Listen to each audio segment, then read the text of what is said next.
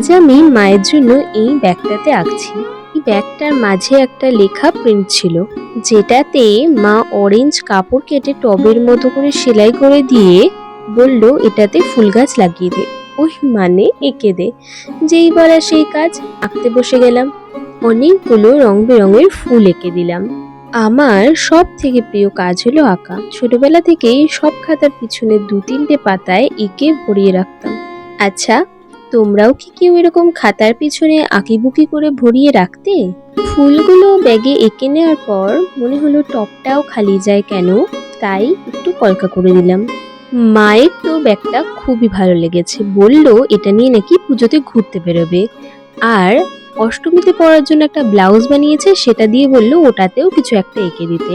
তো ব্লাউজের ভিডিওটাও খুব শিগগির আসছে, তোমরা জানিও এই ব্যাগের ডিজাইনটা কেমন লাগলো। দেখা হচ্ছে পরের ভিডিওতে, বাই।